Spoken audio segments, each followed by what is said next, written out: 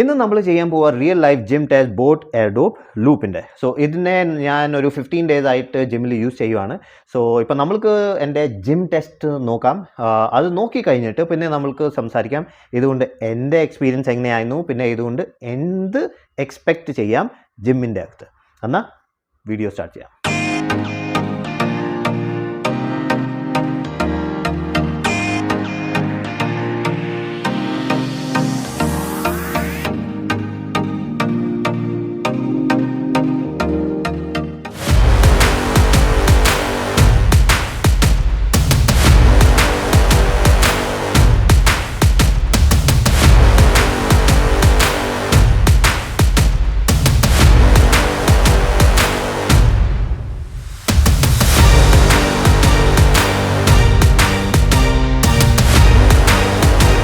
Okay, നിങ്ങൾ video കണ്ടു കഴിഞ്ഞു. ഇപ്പം നമ്മൾക്ക് സംസാരിക്കാം എൻ്റെ എക്സ്പീരിയൻസ് എങ്ങനെയായിരുന്നു എന്ന്. സോ ബേസിക്കലി ഏത് എക്സസൈസിൽ യൂസ് ചെയ്താലും ഇത് വീഴാൻ പോകുന്നില്ല, കാരണം എൻ്റെ ഗ്രിപ്പ് നല്ലതാണ്. പക്ഷേ നിങ്ങളുടെ മുടിയുടെ ലെങ്ത് കൂടുതലാണെങ്കിൽ ഒരു പ്രോബ്ലം ഉണ്ട്. സോ ബേസിക്കലി ഞാൻ മുടി തുറന്നിട്ട് എക്സസൈസ് ചെയ്യുമ്പം ഞാൻ ഇത് ഇങ്ങനെ ചെയ്യുമ്പോൾ എൻ്റെ കൈ തിരിച്ചു വരുമ്പം ഞാൻ ഇതിങ്ങനെ ടച്ച് ചെയ്യും. പിന്നെ ഇത് ടച്ച് ആകുമ്പോൾ ഇതിങ്ങനെ വന്നിട്ട് വീണു പോകും. സോ അത് ഒരു ഡിസപ്പോയിൻമെൻ്റ് ആയിരുന്നു എനിക്ക്. ഞാൻ ഒത്തിരി പ്രാവശ്യം ഇതിനെ ടച്ച് ചെയ്തു, 2 പ്രാവശ്യം ഇത് വീണിട്ടുണ്ട്. ബാക്കി എല്ലാ സമയം ഇത് ചുമ്മാ ഇങ്ങനെ ആയിട്ട് ഇവിടെ സ്റ്റക്കായി. പിന്നെ എനിക്കിത് തിരിച്ചിങ്ങനെ ഇടേണ്ടി വന്നു. സോ ഫിറ്റ് വൈസ് നിങ്ങളിത് ടച്ച് ചെയ്തില്ലെങ്കിൽ ഒരു പ്രോബ്ലം ഇല്ല, സ്ഥലത്തിൽ തന്നെ ഇരിക്കും. പക്ഷേ എൻ്റെ പ്രോബ്ലം ഫിറ്റ് അല്ല, എൻ്റെ പ്രോബ്ലം ഇതിൻ്റെ ടച്ച് സെൻസിറ്റിവിറ്റിയാണ്. സോ ബേസിക്കലി ഇതിൻ്റെ ടച്ച് കൺട്രോൾസ് പുറകെയാണ്. സോ ഞാനിതിങ്ങനെ ഇടുമ്പം ഈ സ്ഥലം എൻ്റെ തലയുടെ അടുത്തിവിടെയാണ്. എൻ്റെ മുടി നനഞ്ഞു പോവും. നമ്മൾ എക്സസൈസ് ചെയ്യുമ്പം സ്വെറ്റൊക്കെ വന്നിട്ട് ഇത് നനഞ്ഞു പോവും. പിന്നെ അത് പോയിട്ട് അതിനെ ടച്ച് ചെയ്യും. എൻ്റെ മ്യൂസിക് പോസായി. ചില സമയം കൂടുതൽ ടച്ചായി വെച്ചാൽ ഇയർബഡ് ഓഫായി.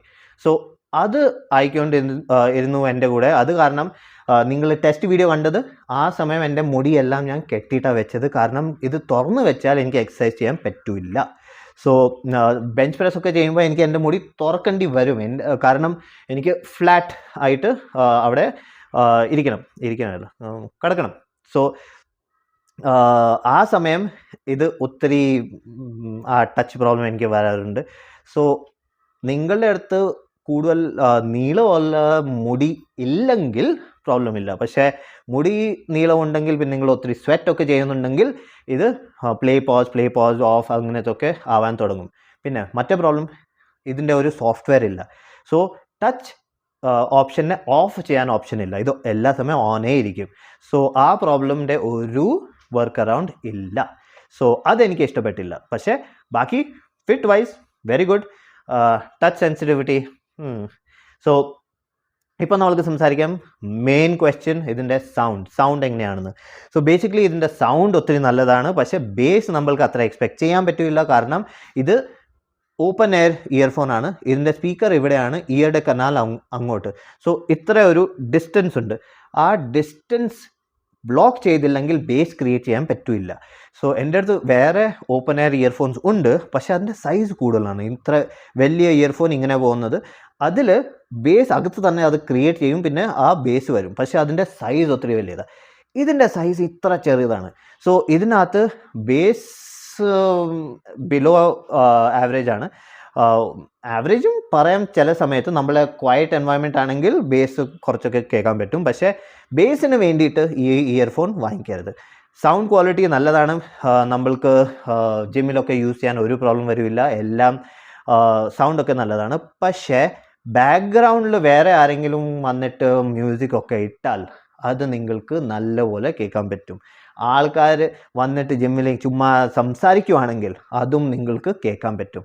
അതൊക്കെ ഡൗൺ ചെയ്യാം, കുറച്ചൊക്കെ നമ്മൾക്ക് വോല്യൂം ഹൈ ചെയ്യാം. പക്ഷെ വോല്യൂം ഹൈ ചെയ്യുമ്പം ഇതിൻ്റെ ഒച്ച വെളിയിൽ കേൾക്കാൻ പറ്റും, കാരണം ഇത് ലൗഡ് ആവും. ഇതിൻ്റെ ഓപ്പൺ എയർ ആണ്, സോ ബ്ലോക്ക് ചെയ്യുന്നില്ല, വെളിയിൽ ബ്ലീഡ് ചെയ്തിട്ട് സൗണ്ട് വരും. സോ ഇത് ഒരു സൈലൻറ്റ് ജിമ്മാണെങ്കിൽ എന്ന് പറഞ്ഞാൽ ആൾക്കാർ പാട്ടൊക്കെ ഇടുന്നില്ല, കൂടുതൽ സംസാരിക്കുന്നില്ല, ആ സമയം നല്ല ഇയർഫോൺ.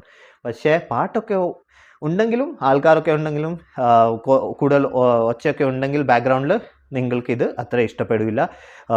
എനിക്ക് വേണ്ടിയിട്ട് എൻ്റെ മ്യൂസിക്കിൽ ബേസ് വേണം. എനിക്ക് ഫോക്കസ് ചെയ്യാനായിട്ട് ഞാൻ ബീറ്റ്സിൽ തന്നെ ഒരു നല്ല പവർ ഉള്ള മ്യൂസിക് ഇട്ടിട്ട് ഞാൻ എക്സസൈസ് ചെയ്യും.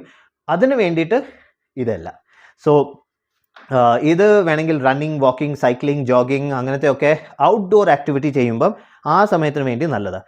പക്ഷേ ഏത് സിനാരിയോയിൽ എനിക്കിത് ഇഷ്ടപ്പെട്ടത്, സോ ബേസിക്കലി ഞാൻ ജിമ്മിൽ വർക്കൗട്ട് ചെയ്യുമ്പം ഞാൻ ഒത്തിരി ഒച്ച ഉണ്ടാക്കും. അതെനിക്ക് അറിയത്തില്ലായിരുന്നു.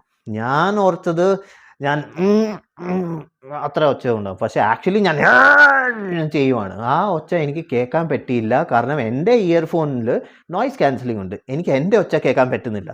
സോ എനിക്കറിയത്തില്ലായിരുന്നു ഞാൻ അത്ര ലൗഡ് സൗണ്ട്സ് ഉണ്ടാക്കുവാണ്. സോ ഇത് ഇട്ട് കഴിഞ്ഞിട്ട് എനിക്ക് ആദ്യത്തെ ദിവസം തന്നെ മനസ്സിലായി ഞാൻ എത്ര ഒച്ച ഉണ്ടാക്കുന്നു. പിന്നെ അത് നോക്കിയിട്ട് ഞാൻ എൻ്റെ ഒച്ച കുറഞ്ഞു. സോ നിങ്ങൾക്ക് സെൽഫ് അവെയർനെസ്സിന് വേണ്ടിയിട്ട് നല്ലതാണ്. ചില സമയത്ത് ഒത്തിരി ആൾക്കാർ ഞാൻ കണ്ടിട്ടുണ്ട്, അവർ പാട്ട് കേൾക്കുമ്പോൾ പാടാൻ തുടങ്ങും. സോ ചില സമയം അവർക്ക് അവരുടെ മനസ്സിൽ പാടുവാണ്, പക്ഷെ ആക്ച്വലി അവരുടെ വായിന്ന് ഒച്ച വരുന്നുണ്ട്. സോ അത് ചിലപ്പോൾ നമ്മൾക്ക് പോയിട്ട് പറയേണ്ടി വരും, നിങ്ങളുടെ ഒച്ച വെളിയിൽ വരുന്നു. സോ അവർ എംബാരസ് ആയി പോകും. ഇതുണ്ടെങ്കിൽ നിങ്ങൾക്ക് എംബാരസ്മെൻ്റ് ആവില്ല, കാരണം നിങ്ങൾക്ക് നിങ്ങളുടെ ഒച്ച കേൾക്കാൻ പറ്റും. സോ ഇതും ഒരു റിക്വയർമെൻ്റ് ആണ്, എല്ലാവർക്കും വേണ്ടിയിട്ടല്ലായിരിക്കും. പക്ഷേ എനിക്ക് സ്വന്തം ഒച്ച കേട്ടിട്ട് മനസ്സിലായി ഇതും ഒരു നല്ല ഓപ്ഷനാണ്. സോ ഇപ്പം നിങ്ങൾ വീഡിയോ കണ്ടു കഴിഞ്ഞു, എൻ്റെ എക്സ്പീരിയൻസ് കണ്ടു കഴിഞ്ഞു, കേട്ട് കഴിഞ്ഞു. ഇപ്പം നിങ്ങൾക്ക് സ്വയം ഡിസൈഡ് ചെയ്യാം നിങ്ങൾക്ക് വേണ്ടി ഈ വീഡിയോ ആണോ അല്ലയോ എന്ന്.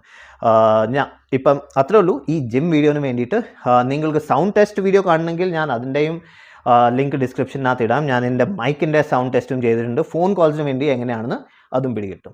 സോ നിങ്ങൾക്ക് വേറെ എന്തെങ്കിലും കമൻറ്റ്, സജഷൻ, വീഡിയോ ഇഷ്ടമുണ്ട് എന്തെങ്കിലും നിങ്ങൾക്ക് പറയണമെങ്കിൽ കമൻറ്റ് ചെയ്യാം, എന്നെ കോൺടാക്റ്റ് ചെയ്യാം. എൻ്റെ ഇൻഫർമേഷൻ വീഡിയോയുടെ ഡിസ്ക്രിപ്ഷൻ, വീഡിയോയുടെ എൻഡിലും കാണും. എന്നാൽ അത്രേ ഉള്ളൂ ഈ വീഡിയോന് വേണ്ടിയിട്ട്. വീഡിയോ ഇഷ്ടപ്പെട്ടെങ്കിൽ ലൈക്ക് ചെയ്യുക, ഷെയർ ചെയ്യുക, കമൻറ്റ് ചെയ്യുക. ഞാൻ പിന്നെ കാണാൻ വരെ ഒരു പുതിയ വീഡിയോ ആയിട്ട്. Bye bye.